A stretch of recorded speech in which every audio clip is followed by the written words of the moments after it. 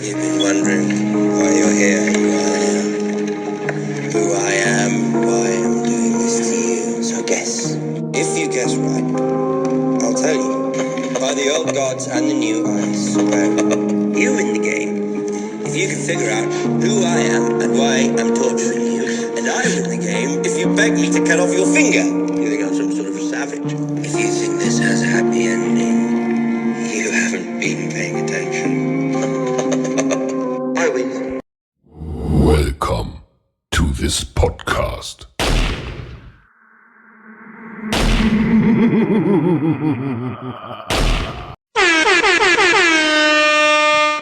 All right, welcome back to the same shit, different day, the podcast. Same shit, different day. What it do, kid? What's good, brother? Man. What episode is this? 33. Damn. Yeah, man.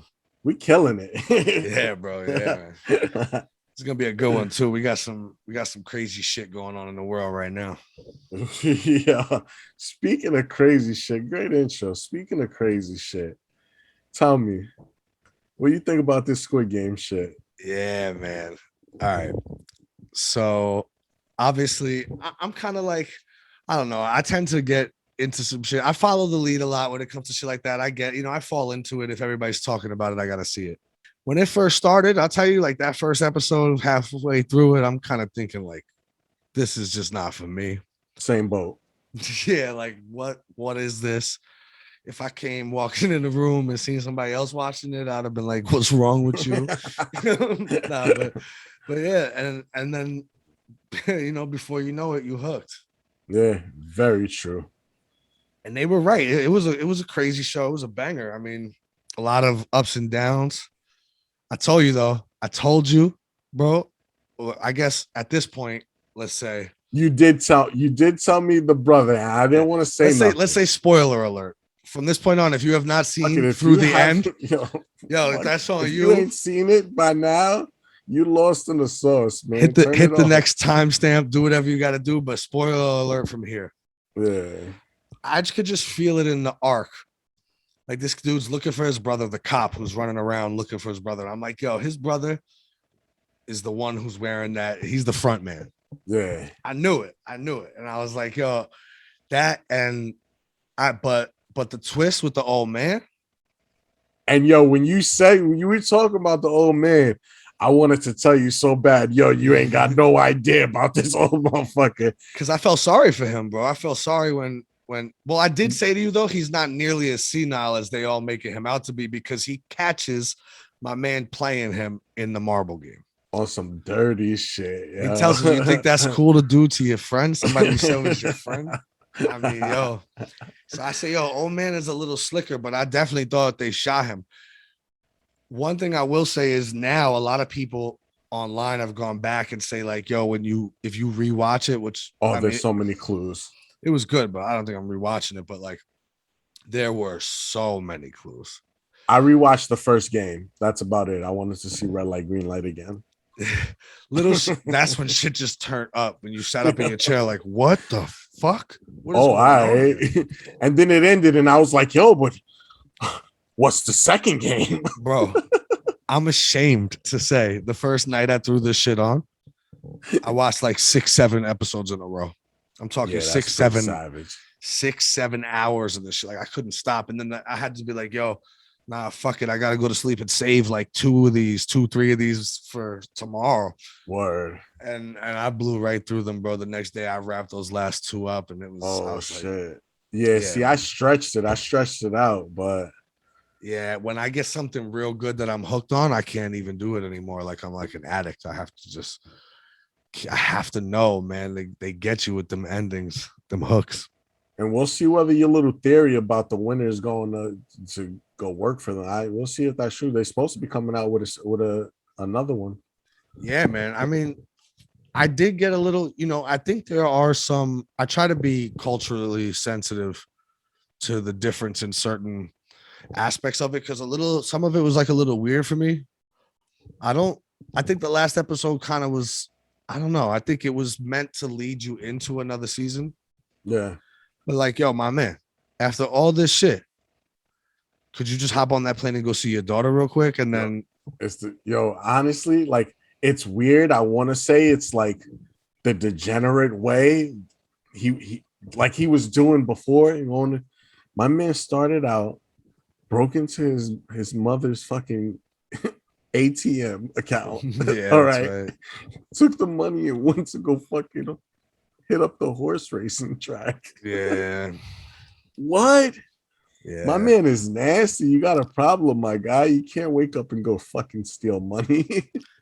So that's like, I guess that's the thing. And that's what ends up leading so many people back to the game. You know, like they're allowed to leave. They do the majority vote. The old man was the last one, the last vote, the one to get to choose. Send them home. And at least he did, though. Yeah, he did the right thing. He's got compassion. He could have kept them. He showed he had compassion the whole time. They gave them plenty of opportunities before the game started to do it. But when your life is fucked up like that, I guess that's why they picked those particular people, and they knew what else you got to lose, right? So we didn't talk about, what about, I think it was the 5th game when they were jumping on the glass. I'll tell you what, that's where the savagery of people really came out. Yeah. It was like, by that point, they already knew what they were in. So many people had died already. And they just knew, like, this is the ugliness. But my man, the Cole, like his Sang-woo, his boy, who ends up dying at the end. Yeah. My man was a savage, though. Yeah. Yeah, he was done. He just wanted to get out of there and get the money. Yeah. And then when it came down to it, he did the righteous thing. Take care of my moms, fucking. This pussy was over here talking about, let's just go home. No. That's racist. Yeah. I feel like they all acted like, and I think I said this to you too, and you said no, they said you could. I guess if you survive together through the games, you split. There was no surviving that last game. One of them had to lose. But that's my point, right? So how is it that there was this big plan throughout the whole thing that these teams were gonna, well, really only the main team, like the little team. I think if the chicks actually survived, I think they would have played a 3-way round of that, whatever that game was called. But my point being is, from the beginning, I'm wondering, why are you people assuming this game is even created to allow multiple of you to leave? Right. At that last game was set up to basically make sure y'all fuck each other up on the way out. How about in the beginning when he's in the subway and they're playing the game, he's getting the shit smacked out of him so much, and then he finally wins and he goes to go smack the shit out of dude. My man's like, check your fucking self. Take this $100, you little fucking peasant. He got slapped so many times he forgot he was playing for the 100,000. Word, yo. Damn, man. I mean, obviously in current life, you wouldn't. You have a family and stuff like that. But if you had nothing, would you play the game to try to win the money? After watching the playbook right there, nah, I couldn't. I would have lost. I would have lost on the sugar cookie. I might have made it through red light, green light. That's sugar cookie, dunzo. Red light, green light is tough, bro. It is, yo. You gotta keep that what balance. Time it is. You know what time it is, man. We grew up in red light, green light era, man. Yeah, but that balance thing might be a little tough. We grew up on red light, green light. Stop it. Red light, green light champ over here. Yeah, but what happens when I come running up behind you and do a drop kick to your back while it's red light? We both getting shot. I'm hidden behind you. I drop. They see you move. Nah, I'm not on the floor. It's gonna be a slick drop kick. Pop. That shit was crazy. Season 2, though, I don't know. Looks like my man's gonna try to go back and fucking infiltrate the games. It doesn't make sense. It would have probably just been better. Start something new. Start with somebody new or something. But my man should have got on that airplane to go see his daughter, because now you're just a scumbag piece of shit and you should die. That's the shit I don't get, man. I'm like, yo, Fuck is after wrong with all you? this, man, You got all that money, bro. You better go over there to America, but man. you can come back in a week. How about you just go say hello, The Joe? last time you seen her and shit, you was like fucking buying her hot dogs instead of fried chicken and shit, right? Man, not right, man. Not Yeah, right. bro. I'm glad he took care of homegirl's little brother and his boy's mom. That was nice. Yeah, word. And he kind of like linked them, which seemed nice too. Like they had some companionship. The kid has somebody to look out for him. The lady lost her son. Yeah, so now she gotta, I mean, I don't True. know if that's how custody works, but I guess, if nobody's gonna come looking for him since his sister was the last one alive. Great show, man. I don't know. I think there'll definitely be a season 2, because nowadays you got to strike while the iron's hot. But I get the feeling it's going to be lackluster because we get connected to the characters. It's going to be all new people you're going to have to reconnect with. And how many of these games? I mean, I guess they could. I don't mind that though. I guess there's a lot of games you could keep playing. There's a lot of like shit. You could repeat those goddamn games. Just do a different storyline some way somehow, man. You could do those same ones. There's more though. Duck, duck, goose. Dude, you don't catch them on the run around the thing, and they get to sit back down. You get shot right in your forehead from the thing. See, that's savage. There's mad child games you could do. Then you can start playing little board games and shit. Candyland. Ultimate tag, yeah. Tag with pistols. Bang, tag, you're it. Yo, all I need to know is it some sort of cultural difference that I didn't understand? And I'm not trying to say like in a homophobic way or anything like that. Just out of curiosity, what was the hair change about when he went with that red hairstyle? Got him! Like my man just wanted to be sassy. I don't understand what. I got no explanation for that, but yeah, that was a wild hair change. Yes, that was true. That I didn't get the premise on it. There was nothing that like connected it to something, but that's why I'm thinking maybe I took he wanted to change his whole identity. No, yeah, but I'm thinking maybe also there's some, I don't know, maybe there was some sort of cultural reference I wouldn't understand. He was becoming a K-pop superstar. That's what it seemed like to me, bro. I feel like he was starting a YouTube. You know what I'm saying? You should talk about season 2s. To go off topic a little bit, fucking Tiger King's coming back for a season 2. Wait, what? I seen, bro. When is that dude ever getting out of jail? But you see what I'm saying? This is one of those like, yo, that was during one of the weirdest periods of life that can ever be discussed or documented. True. Almost everyone's home. No one's going out anywhere. You can't go to a restaurant. You can't get food. You could barely get a fucking roll of toilet paper. Yep.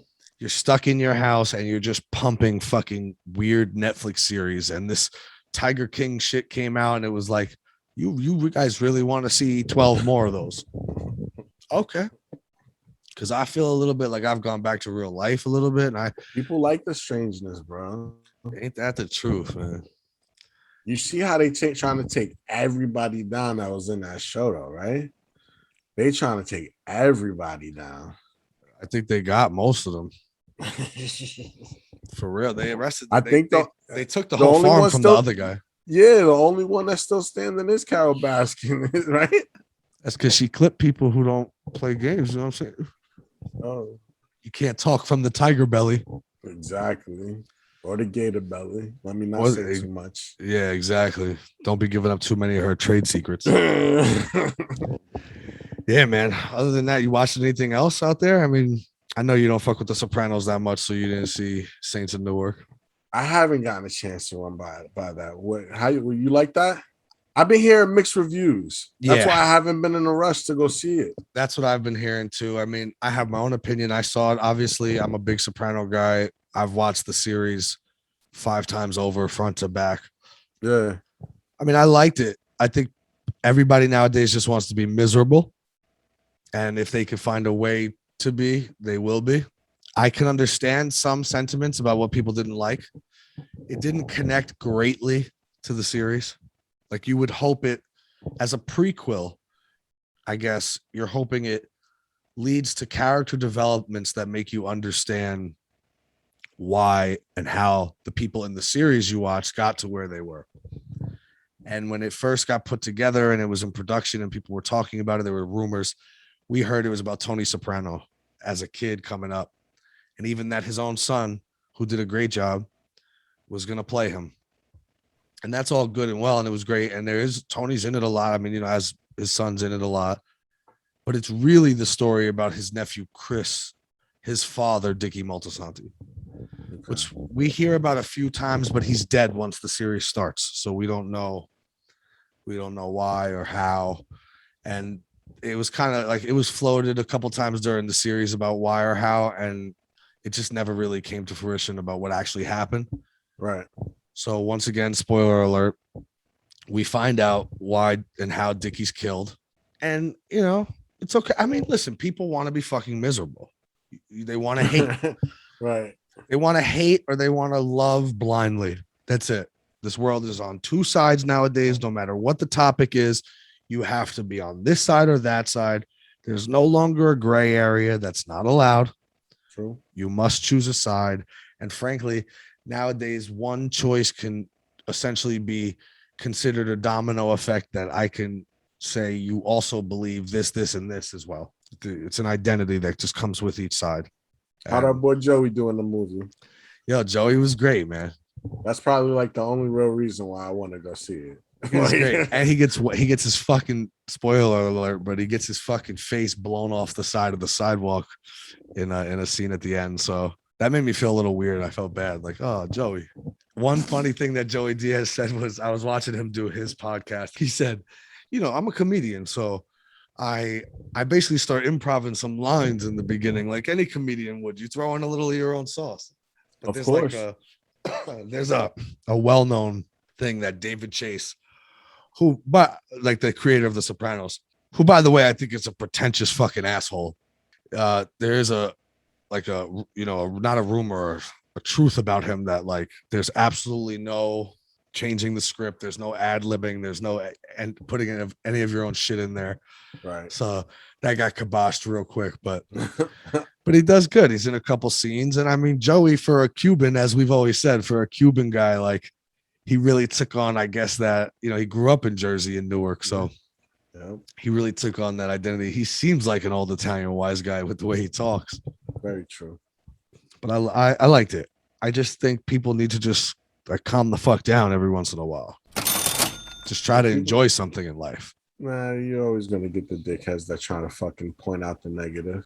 But enjoy something. I get it. It's always gonna be more hate than love, bro. That's for sure. And sometimes they deserve it, and sometimes they don't. Very true. You want to talk about somebody who deserves it? Here we go. Let's go. Here we go. Here we go. Let's go. The news is rolling. The news is rolling. It's still going. Your boy, Kyrie Irving has been banned from the Brooklyn Nets. Banned? Banned was the word used. Banned. Did they really use that word? Until he gets his vaccine, or if he does, the rules or laws change. Like everybody's saying, let's cut all the salacious headlines out and talk real. The Nets organization is saying, look, we respect his decision as a grown man. And you know what? As much as you know how I feel about the fucking guy, I respect his decision too as a man. Like you, and I don't think they should tell anybody they have to get it. But at the end of the day, these are your boys.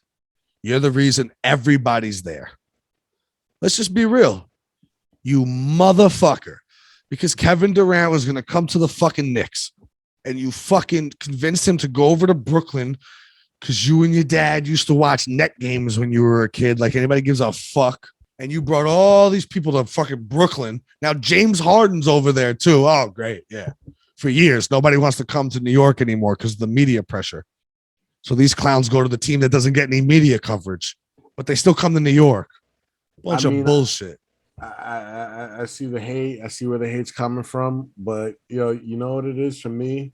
It's just bullshit. It's a double standard. If he's somewhere else where they don't have the fucking mandate, like the city, he's good to go. So what the fuck? If somebody comes in from another team, they're not vaccinated. They come in, they're good to play, but he can't.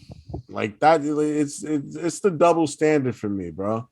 That's the only thing that I'm off about. Like, so if it was that unvaccinated players can't come in and they couldn't play at Barclays neither, I'm fine with it. But how you gonna hold him to a double standard? Because he's in a state and he chose the state. See, that's the greatest part about this. So don't you see the karma in this? Yo, demand a trade, bro. Don't you see the karma in this? Demand a trade. That he literally there's like 29 teams. If he chose the 28 Knicks, teams. if he chose the Knicks, it would have been the same thing. Exactly. Thank you. So you know what somebody brought up to me the other day that like not brought up to me and I heard online the other day. You could almost see it happening too. Imagine they'll still probably get away with getting through the Knicks with just Harden and Durant, but imagine they play the Knicks in the first round of the playoffs and he can't play in any of the games. And, that's one thing that I think nobody was bringing up, which I thought was like, it was blowing my mind. Like, I was like, wait a second. They start telling these stories about these like, oh, he'll play 41 games and he just won't play the other ones. But then there were other rules too. Some of these other states where he was allowed to play, he couldn't practice though. And he couldn't go to a restaurant. And like, literally they were like, yo, like there was some state, I forget which one, don't quote me on it, but let's just say Texas was like, we have a $750,000 fine with potential jail time if you break the rule of leaving your hotel room when you come here to play that game. Oh, shit. So it was going down, bro. So at the end of the day, you really have to decide to yourself to say like, yo, I'm just going to retire then because this is against my beliefs. But those are your boys over there. At least KD, you're the one who brought him here. And he just signed an extension. It's not going to happen. And you're going to do this now? You're a dirty, greedy cocksucker. I'll tell you right now, that's what you are. You're a dirty, greedy cocksucker. Won't get a vaccination. See, that doesn't seem fair, and I get that because I'm not mad at him for that. But it's just like, yo, I told you this offline, and we had this conversation too. How many fucking Americans who have to scrape out the bottom and live paycheck to paycheck have to get that same fucking vaccination? Because if not, their kid's not going to eat this week. I understand. But at the end of the day, then be a man and retire. Take that money off that team's books. Why are you what you think they're going to pay? Are you taking half a salary? And not to mention, all right, so we're starting the season with him at 41 games. Yeah. Well, you got to have your 3-4 weeks of Kyrie being hurt.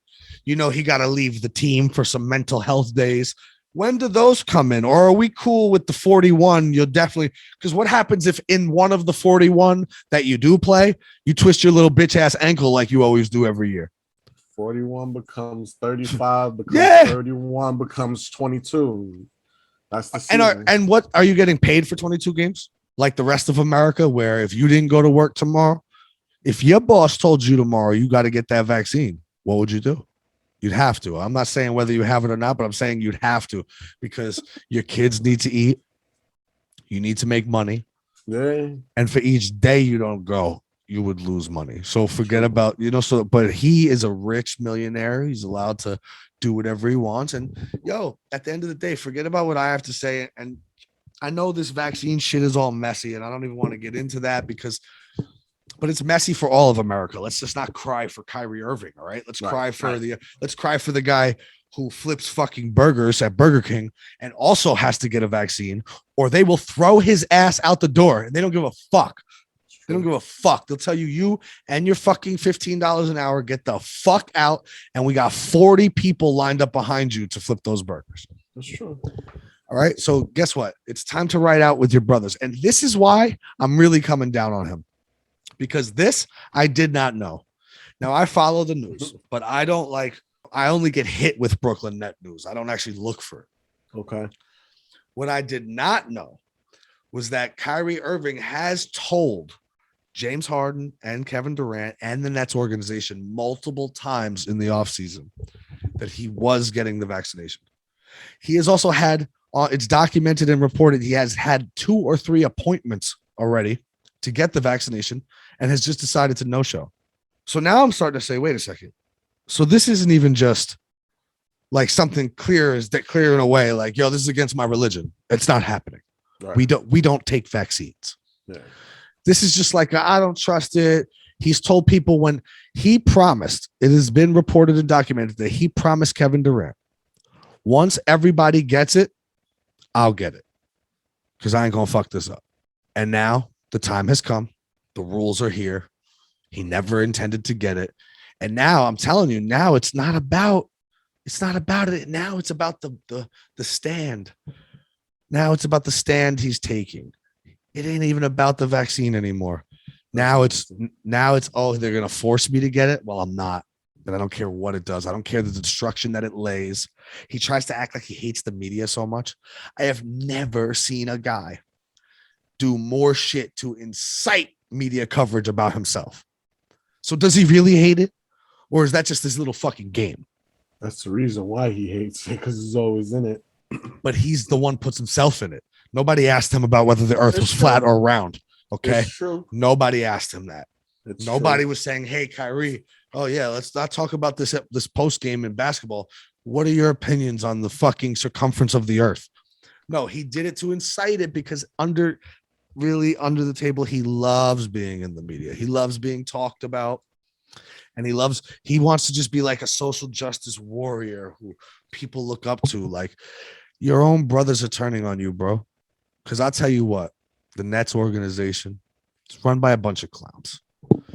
And at the end of the day, there's no fucking way every decision being made here is not passed by Kevin Durant. And what you're starting to see now is he's starting to get a little ticked off. I told you for a long time, friendships, all that's cute and well. I know these two like to hold hands in the back, but at the end of the day, Kevin Durant cares most about basketball. Right. You could just see it. Watch any interview he does. He cares more about basketball than women. He cares more about it than money. He cares more about it than his friendships. Basketball is his life. At some point, he was going to say, you're fucking this up for me. Yeah. And you dragged me out here to Brooklyn. Like, who was coming here? This fucking guy. Bro, they already admitted together that all-star game where they were sitting in the back and Kyrie's like telling them, like, yo, come on. And KD's just like, I don't know, man. They admitted that that's the first time they discussed it. And it was Kyrie telling him, yo, Brooklyn's setting it up for us. Who wanted to go there? Come on, man. I'm not saying go to the Knicks. Let's wipe the Knicks out of it. But he could stay in Golden State. Destination. No, it's not. Nobody cares, bro. He could have stayed in Golden State. He could have made 100 moves. He could have went to the Lakers at the time. He could have went to the Knicks. He could have went to Washington. As I said, that's where he grew up. Played with Bradley Beal. Yeah. But he went to Brooklyn where nobody assumed he was ever going to go because he wanted to go play with his boy who he loved playing with. And at the end of the day, without the bullshit, I mean, those two could have the sweetest game we've ever seen on a court. Kyrie with the swiftness and the handle and the shot. KD 6'10" with all the same attributes. Shit would have been crazy. And then wait a second. They also went and added James Harden. But this guy, Kyrie Irving, is cancer of the asshole. He kills you from the inside out. That is what this guy does. I'm telling you. And once again, I've been saying it every day. And you know what? I'm sure there were plenty of times over the last 2-3 years that you didn't believe me. But I know today you do. Thank you. Thank you for signing him with the Nets. Thank you for not letting them come here and destroy our franchise. You know, there's a lot of talk about him retiring or whatever. I think he gets the vaccination, bro. You really believe so? I think he gets it. That would be even worse. I think that I think I would You're forcing my man to give up how many millions? You have to go get it. Yeah, I guess. Unless he has enough millions. No. I don't know. That's a lot of millions, bro. I know, but he don't even get haircuts. He probably has plenty of money. He's not flashy. He don't like women. There's no reason. The whole Brooklyn Nets squad don't like women, apparently. Well, that's for sure. Why do you think they all over there? That is wild. We already know about James Harden's escapades. Let's cut back to my man's eyes when he walked out that hotel with little baby. Yeah, I've seen eyes like that. Yeah, man, that shit was suspect. I was waiting for the cheaters camera to walk up and start interviewing them. My man already knew. But at the end of the day, I just don't think Kyrie's ever getting the vaccination now. Maybe you're right, but wouldn't that be even more like him to cause this storm up to this point? A well-deserved storm, yo. You forcing me to get some shit, bro.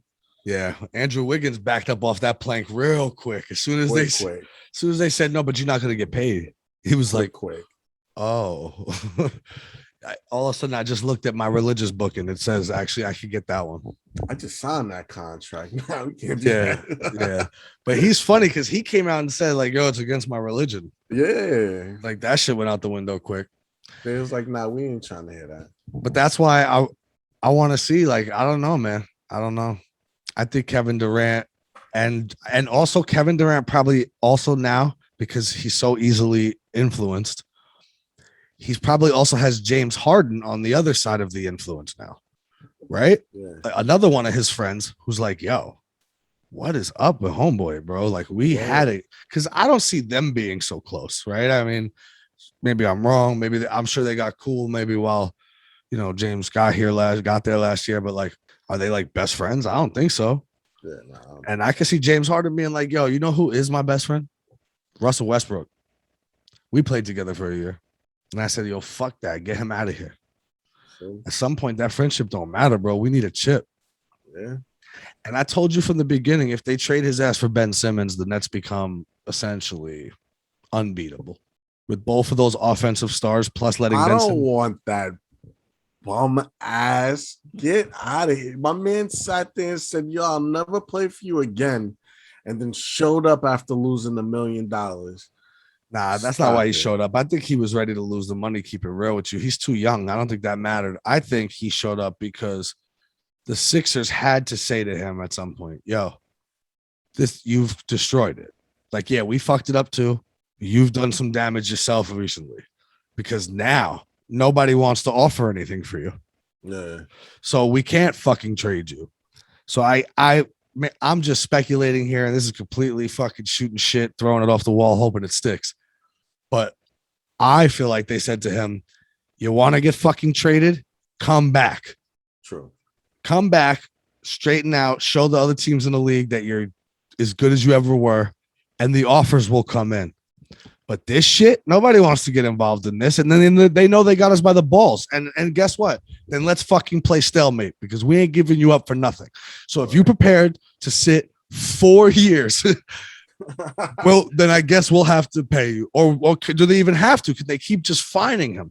You know, like, are you gonna sit for 4 years, continue to get fined, lose all this money, lose the prime years of your career? So wild. Come back. Teams will give in a little bit once they see you out there on the court again.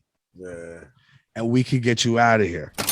Because how's the locker room morale after he just told them, yo, don't come to LA and come see me? Like, how's the locker room morale now? I don't even think my man's really there. He showed up. He pulled up. I want to see fucking practices with him running with the team. Maybe he just pulls a Jimmy Butler and is like, yo, give me the 4 subs. We're going against Joel and the starters. But he probably ain't about that life. But he definitely ain't about that. I'll tell you what, I think I don't know if my deal might be shot in the dark because Philly came out on the record and said like they don't want Kyrie Irving. Yeah. That even if it was to make that trade, they don't want him because who does? Who wants that fucking headache now? That's what I want to know too. You talk about the Nets talking about trading him to who? He could ball. You're right. But if you owned any team in this league, after this man has come out and said in the media that if they trade him, he's going to retire, what are you giving up for Kyrie Irving? Sure.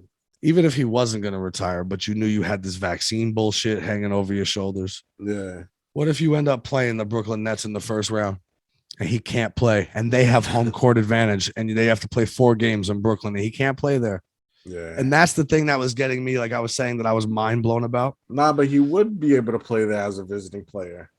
More than anything, if he stays on Brooklyn. When they were talking about the 41 games on, 41 games off, and we talked about his injury history and all that. Okay. How about this?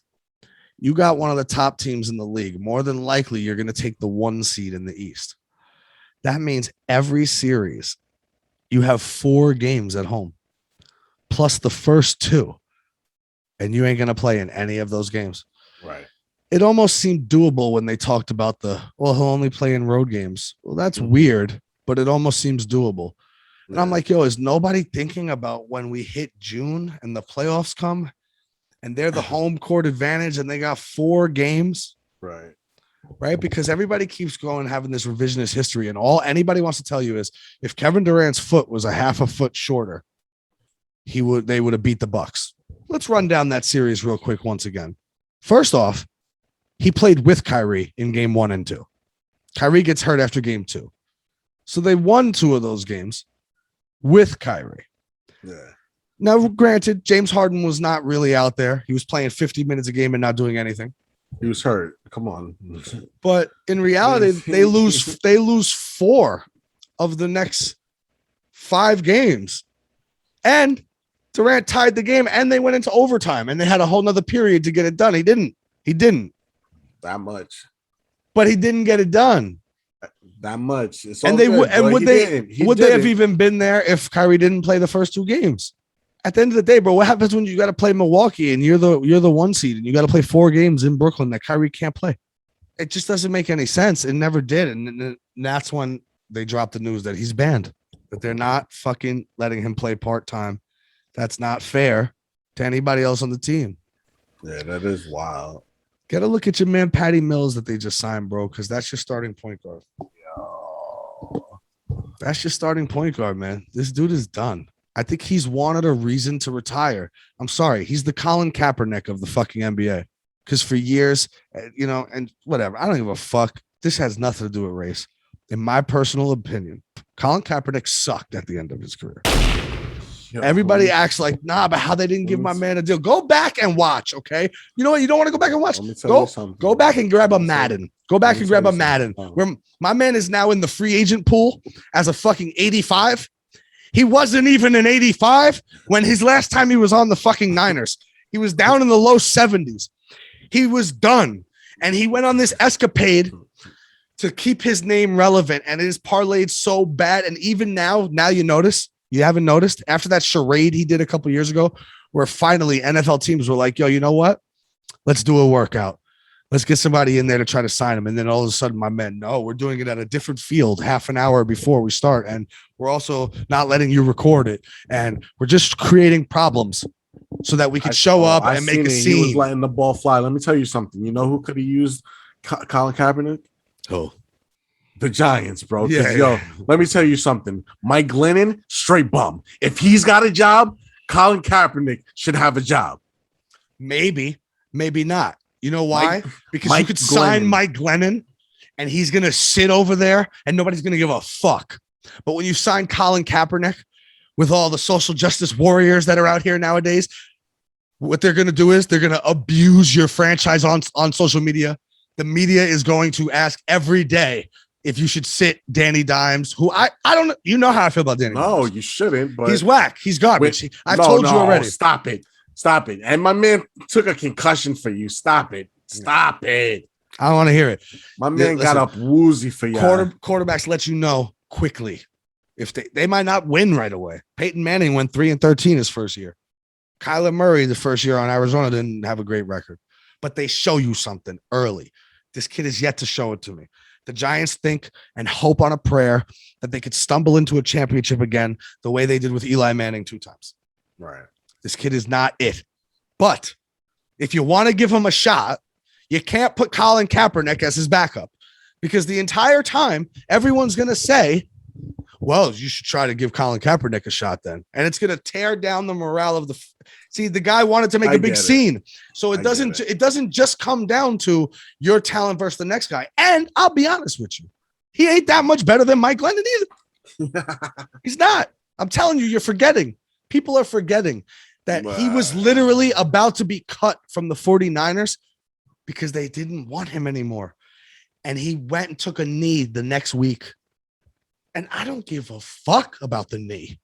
I'm not here. You took a knee, the flag. I don't give a fuck. Fuck the flag and the knee. Whoa, you take it easy. I love America. Good for you. The fuck is That's my wrong with point, is just to say that I'm not fighting that argument. I'm just Right. saying you're full of shit. You're half white. You grew up richer than all of us, and you fucking took that knee because you knew your ass was about to get cut. And what'd your publicist tell you? They can't cut you after you take the knee because then we'll just say they're racist. And he took the knee. Fraud. And they cut his ass anyway and said, we still don't even care. That's how much you suck. The NFL is very black and white with it. I told you for years. When Ray Rice uppercut that girl in the elevator, if my man didn't have a 4.3 yards per game carry the year before, he'd have been back on the NFL. Oh, no, he wouldn't have. No, he wouldn't. No. Kareem Hunt kicked that bitch in the head, and he had a job in 6 months. Okay, so stop. I got a job. Greg Hardy beat the shit out his wife. My man went to the Cowboys for a whole season and now fights for the UFC. If there's fucking talent, they'll give you a chance. But when there's no talent and they believe you are washed, Right. they are not going to take unnecessary media coverage and bullshit when they believe you are washed. Because I promise you, Chris, I promise you, America, if Colin Kaepernick could do more with his talent for a team than the coverage he brings, he'd be on a team. Right. Because these motherfuckers care about nothing more than winning. Right. And if anyone believed he was good enough to take their team to the next level, he'd be on a team. True. I promise he would. True. Stop it. Like, come on. Just stop with the bullshit. And my point of all this is Kyrie Irving, the NBA's version of Colin Kaepernick. But with all due respect, Kyrie is way more talented. Kyrie has actual talent. Right. But here's my point. That shows you the difference. That's why he's still signed to the Nets. Because if Kyrie Irving had the talent level of Colin Kaepernick, he'd be taking knees at high school basketball games. Okay? He wouldn't be on an NBA team, but he's talented enough that they'll still give him money. Right. And I believe if another team knew he wouldn't retire, I think they'd take him. 100%. I think they'd take him off the Nets' hand because he's talented enough. But when you don't have the talent, no team is going to fucking take the chance on you, especially when you bring bullshit. That's why when this fucking dickhead who we're about to talk about in the next segment brought Tim Tebow into Jacksonville, they were like, what the fuck are you doing? He don't got the talent. This is because you have a friendship with him. Right. And then that shit be reinforcing shit when it comes to racism for Colin Kaepernick, because it's like, well, now you're making me feel like he's right because Tim Tebow don't got no damn talent for this. What are y'all talking about? Stop. But that's a different relationship, right? Because sometimes coaches can be fucking cockroaches. Very true. So my thing has always been, right? A coach in any of these fucking sports gets too much credit and too much blame. The best coaches, the best of them. You know what Phil Jackson was the best at? Sitting on that fucking chair over there while Michael Jordan played the basketball. Right. Because when Phil Jackson played basketball, he played fucking 6 minutes a game in the 70s for the Knicks and came in to get 4 fouls on somebody's big man. All right. This guy over here. What he was good at is staying out the way. Right. Letting the talent speak for itself, putting together some game plans to help, but letting them do them. True. But some coaches, they want to be the star. And then they deserve the fucking axe they get. And in my opinion, I say, just stay out the way. Don't make too much trouble. That's it. Just don't be too shining. Sit on the sideline, do your job. Let the talent work for itself. So we're going to do this new segment where we discuss, and we could have started this shit a couple weeks ago with Luis Rojas, but I'm going to let that body just, dry up before we just keep, abusing it. They're going to bury him in AAA. He ain't even worth that, in my opinion, but I guess that's where they do experiments for the big game. Yeah. Coach or cockroach? I got 2 offenders this week. You tell me. Okay. We'll discuss it. Urban Meyer. Nasty old man. He is a nasty little old man. Yo, I'm going to call straight up cockroach because, for number one, how you straight told your team, nah, y'all go home. I'm going to catch the next flight and leave And I don't know the backstory. Supposedly he was with his grandkids, blah, blah, blah. My man ended up at an Ohio State fucking fraternity bar. And you play stupid game, you win stupid prizes, bro. You fucking out there. What do you think? Everybody's got a camera now. You think nobody's gonna recognize you? Come on, man. I just want to know, not to throw more shit, I guess, and to make shit up, but just out of curiosity, if you just, had to give it the eye test, when he like ran shit over there and was the head football coach and like did all that, like, what do you think he was getting into then? Every night, bro. Back when there wasn't as many cameras, back when if you dared to show a video of the head football coach at the Ohio State University, bro, they would have fucking put you up on a fucking cross on the front yard. All right. So now, somebody seen him and said, gotcha, motherfucker. Exactly. You don't work here no more. You don't call shots over here no more. So he dirty. But there's one thing I want to say. I'm assuming because of the fact that it was college, but there could be a little window in there, but I'm assuming because it was college, and I'm assuming because my man's not in handcuffs, that these girls were of age. Not of fucking his age, not for him, but of age. I'm saying they were in a bar. They should have been 21. It's college. That's why I said there's a little bit of a window there where shit could get a little funny. And it's like, yeah. Or they could be risky game. Or they could be 17 with a fucking fake ID, and now you're in trouble. Yikes. So, be careful. That's probably not the place you should go, especially when you have grandkids. I think that goes without saying. My man's down with the crew. But, is he a dirty old man? Keep it real. He should have took some of them linemen with him, Maybe you might have changed fucking team spirits and shit, bro. But you see what I'm saying? So if you could say that, is he really a cockroach? Fuck yeah, because he shitted on his team, bro. I'm not even talking about the act of being the nasty pervert. You live your life how you live it, bro. What I'm talking about as a coach, you sent your team off after a loss, after a hard loss. Your team is winless. Like, come on, so bro. You just wanted my man to go Project X with his boys. Nah, you needed to go back, get back on that plane and shit, probably smoke these guys on the field when y'all get back, yo. Go be a coach, a good point, bro. That's a good point. You shouldn't be staying behind, even if you was talking about you staying behind to watch your grandkids. Like, one contestant to what you're saying is this is the NFL.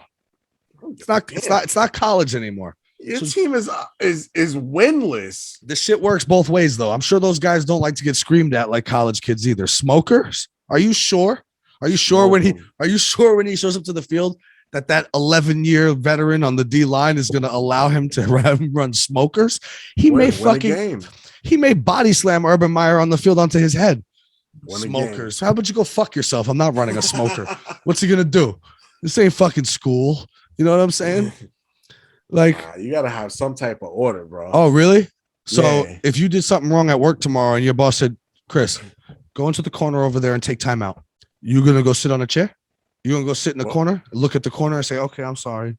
Hold on. What happened? Why am I taking the time out? You did something wrong. But not like take a time out, like go take a breather. Not like, oh, you're about to fight somebody, so go take a time out. Like, no, I want you to go stand in the corner, turn around, and face the corner in the fence. You're on timeout. Yeah, okay. Until I tell you could turn back around. Yeah, okay. Well, that's what running a smoker is. So who knows? They're grown-ass men. They should get it together. Also, where did they go? I mean, they took a plane home. You didn't have to. You're a grown-ass man. Go to the fucking club. You just don't have the Ohio State college connections for the fraternities. Team playing. You ain't got to take back the team playing. You're rich. Yo, bro. Do whatever you want. Stop making excuses for this cockroach. I don't think he's a cockroach. You want to talk about a cockroach? Let's get to the second contestant. Okay. LA Raider coach. Former LA Raiders coach. Big former. John Gruden. The guy who used to confuse me on a weekly basis on Monday Night Football with his hyperbole bullshit that he speaks about. Every player he ever saw was the greatest player he ever laid eyes on. Yo, when this all came out, I'm really looking at headlines. I'm not looking into it too much. I don't give a fuck about the Raiders. I don't give a fuck about John Gruden. Right. And I always say, man, no matter who it was, if you go through people's personal emails and phone and shit like that, you're gonna find shit you don't like. Exactly. But in no way am I using that as an excuse for what ended up coming out and what happened. I was not expecting it to be this. I don't think any of the offenses should be ranked in terms of like, oh, who he offended more, because you can't tell somebody what they're offended about. I'm not excusing it. I'm just saying a guy talking disgusting about a female, and then she comes out and sees that it's offensive. Essentially, the way this all started was, I guess, the email about former NFL PA head DeMaurice Smith came out first. DeMaurice, yeah. Yes, with the talk, like making the remark about his lips. Which was a wild, but I did not know that's statement, bro. I didn't know that. I didn't even know that came out yet. And then apparently they said that he had said in response to that he was trying to say the guy's a liar. That's some spin, but no, that's not what you were trying to say. Definitely not. And he also kind of referenced in his first response to this, when I looked into it, that like there may be more. Like he was getting ahead of it a little bit. Like my man knew what was coming. And in the aftermath of it all, I'm not going to go through every line he said, but I would just say, if there's a group to be offended, John Gruden checked them off the list. One by one. I mean, he left nobody. Nobody was safe. Yeah. LGBTQ community, African Americans, women, mankind. Like, he offended and disrespected everybody. He sent photos of Washington football team cheerleaders naked between him and his buddies on other, another organization. I mean, the guy did it all. I couldn't imagine. You never say never. And there's certain, it's like the John Jones thing, where I said, like, the UFC won't cut him because someone else will sign him. Right. I know he's never going to work in the NFL again, because there's just no way you can ever get the players on the teams anymore to play for you. Will he arrive back on TV somewhere? Maybe. I doubt it too. As far as I would assume, his career is over. My man is past cancel culture. Like, go past go. Do not collect 200. Yeah. I mean, my man was saying things that were offensive and would have gotten you in trouble 60 years ago. Yeah. To now tell you that he did it in 2021 under the guise of this world and this cancel culture, and which I think half the time is bullshit, but it's like, if anyone ever deserved it, I mean, go ahead, sick them on him. He fucking deserves it. This guy. Yo, you know what's crazy though? How all of this came about? All of this came about through the whole like Washington football team scandal. Yeah, I think so. If I'm him, I'm like, yo, fuck you pulling up my emails for? This shit ain't got nothing to do with me. I think that's why he kind of was wondering how far it would go, knowing what he said in the past, and just like brainstorming that in his head a little bit, and then thinking, how far does this go? How much of it do they end up seeing? My man never deleted his recycle bin, huh? He called Roger Goodell every offensive statement you could ever make. I mean, Roger Goodell's a fucking clown, but like, the shit he was saying was wild. Extra. And it's like, yo, these emails span like 7 years. 7 years. Who even knows what else was in there? That's the way. That's my man's life. That's the way he lives, bro. That's him. Now that is a fucking cockroach. That one we can both agree on. Stamp it. True. This segment might need a cockroach with John Gruden's head on it as the mascot. That was ugly, man. That was real ugly, and fuck it. He's done. Yeah, big time. For sure. Big time. I just wanted to go over a couple combat sports things before we get out of here. Shit, big fight. Yeah, boxing. So that's talking UFC. Boxing, man. What the fuck with the UFC? They throwing on these fucking afternoon cards, bro, and they're putting you to sleep. I mean, Dana White essentially was like, yo, I'm kind of trying to watch Fury Wilder, so just make this one of those cards I don't got to show up at. Take this. And bro, I mean, the disrespect. I can't ever recall the UFC holding an event in Las Vegas that early in the day. I mean, it started at 1:00 East Coast time. Yep. That's 10 a.m. in Vegas time. Now, when they go to Abu Dhabi, even when they go to England, those cards have always had to be. That's something different. Yeah, it has to be free. It's during the day because of the time difference, because they are fighting their time like that. And then there's also instances where, like when Khabib fought Justin Gaethje, was it No, it had to be Gaethje. Well, I don't know, one of these dudes, maybe Poirier, but they had to fight at like 7:00 in the morning, Abu Dhabi time, because that's what made it eligible for pay-per-view here. Right. So it's like, yeah, of course, when it comes to stuff like that, it's always all over the place. But this was like, no, this is in Vegas. This was a brunch card. People were still partying the night before. Yep. When this shit started. Yep. And I mean, what do you say about it? I told you, Marina Rodriguez, gonna wipe the floor with her. Completely underestimated. Of course, they want Mackenzie Dern to be a star. And Dern's a good fighter. Sometimes the push doesn't always work. And now Marina Rodriguez is looking at something big. They're talking about possibly Joanna. But then did you happen to see what Dana White said about that? No, what? Oh, man, you would have loved this. Oh, yes, what? They were like, Marina Rodriguez calling out Joanna Jędrzejczyk for her next fight. She'd like to fight her. And Dana's just like, yeah, I mean, Joanna's definitely like, we'll look into it. But I mean, the girl is, she's rich. She's living her best life right now. If you want to know what's up with Joanna Jędrzejczyk, go check out her Instagram. That's what he said. I was like, damn, yo, Chris Dana first guessed that. Dana keeps it real. But you first guessed that. I got to give it up to you. Months ago, you told me she's not a fighter anymore. Gave it up. She's a Puma sneaker model. Like that's what, like 100%. Yo, Dana said it exactly right. She's living her best life. She's living her best life. He made it. He made it a little congrats crack to her about. for being able to do it.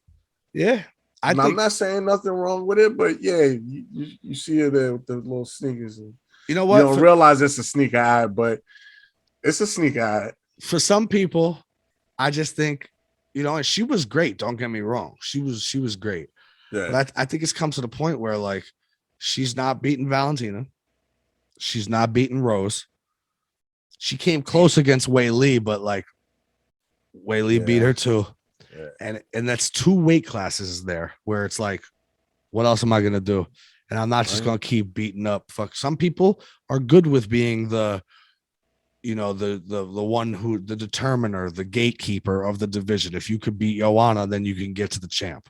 Yeah. But Joanna may not want to do that. She might want to be like, listen, I am a champ. So if I've lost the ability to fight, she also may be waiting because I think she's plotting.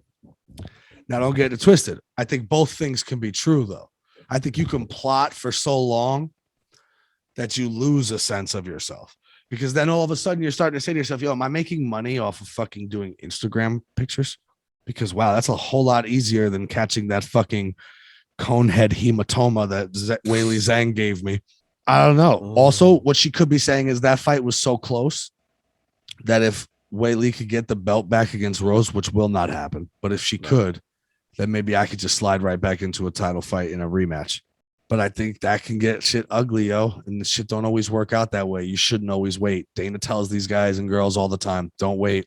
Take the next fight. Yo, at the end of the day, if you're the champ, if you're the best in this division, you are eventually going to have to beat all of them. So where is this turning down certain people? Yeah. You need to beat them all. Because once you become champ, you stop getting to choose who you fight next. It's going to be who works themselves up. So you should be able to beat everyone here. I mean, Kamaru Usman don't have to worry about anybody in the room. He's beat them all. And now he's running to his second run. What are you going to do? That's how you prove it. You shouldn't be turning down anybody. You shouldn't be waiting for a title fight. What you're essentially saying is, I'm just hoping it's my day that day. I could snatch that belt for one day, and then I don't care about the longevity of being the champ. I just want to snatch it. I agree. And that's why it could end up turning to backfire on her, where she does just become a fucking Instagram model or a Puma sneaker model or whatever the fuck she's doing. There's always that route for chicks like Paige Van Zandt, Rachel Ostovich, Mackenzie Dern's a couple losses away from that herself. Her husband, though, three guys in her corner. One of them just holds ice on her back and rubs her head with a towel, and you can't even be that guy. Okay, Captain Cuck. Anyway, outside of the UFC, for the first time, I think maybe since we've been doing this podcast, boxing won the weekend, man. Nobody could deny it. That was one of the greatest fights I've ever seen. I was ready to come in here and just stomp on Deontay Wilder's head, whatever was left of it, to say all those excuses you made. And he still did. He still made those excuses in the second fight. There's no denying it. And that was some pussy shit. It was whack. It was whack. It was just gross. It was like, that's gross. What are you talking? There was cement in his gloves. There was fucking my outfit was too heavy. It made me tired. It was gross. Man, you gotta respect the guy. He put on his shield. He went out on his shield. Yep. The guy Tyson Fury is just so much better of a boxer. Yeah. There's like 8-10 game plans he could have used to beat this guy up. Where Wilder had the like, I have to put you out. But you know what? I watched a slow motion of him eating that, like him landing on Fury. It was the first in all three fights. It was the first fucking punch that Wilder really like. Even when he rocks him in the 12th round of the first one, Fury was kind of backing up with it. So it like he like rode with the punch. This was just like a face to fist fucking. And I always thought like if Wilder lands that, Fury could go out. Still got up. Gets put down again. I was amazed because after the third round, I said, this is over. Yeah. I told y'all last week, 4 rounds. And, it looked like I was spot fucking on. Third round, he drops Wilder. It's looking ugly again, earlier than it did last time.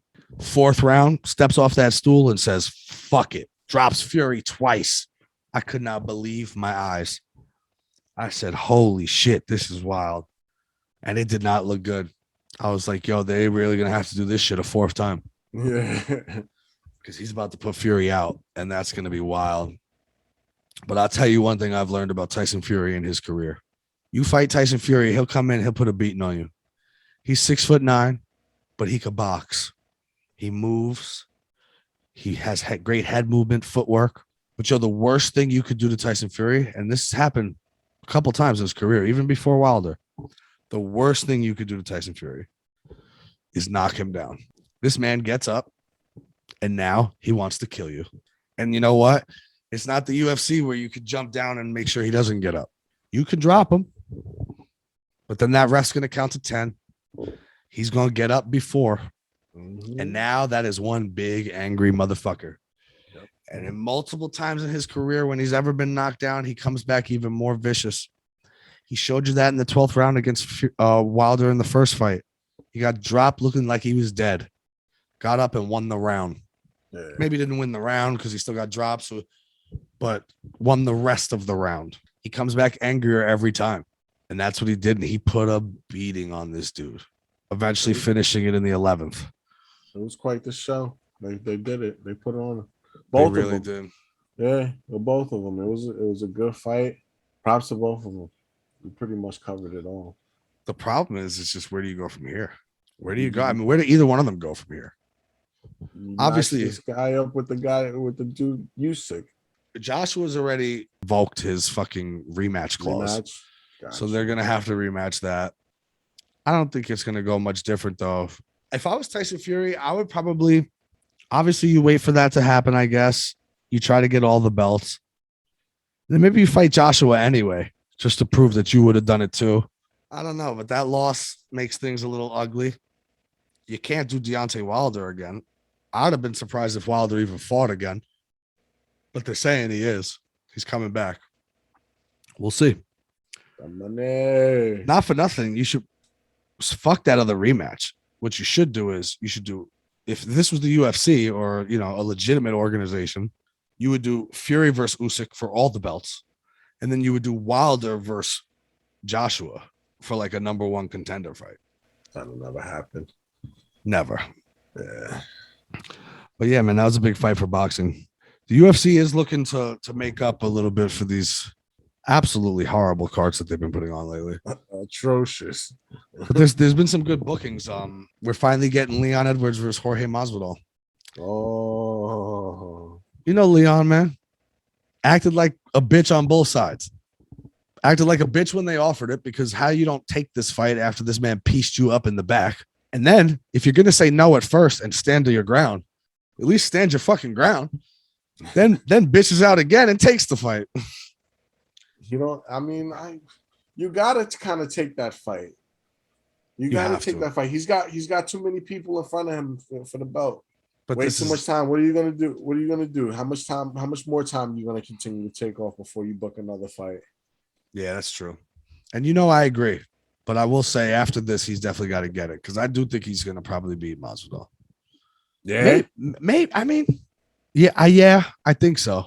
That being said, what Nate did to him at the end of that 5th round makes you have to wonder.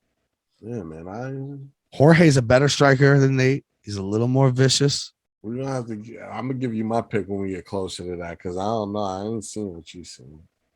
I just think Edwards is he's one of those guys who just knows how to point fight you.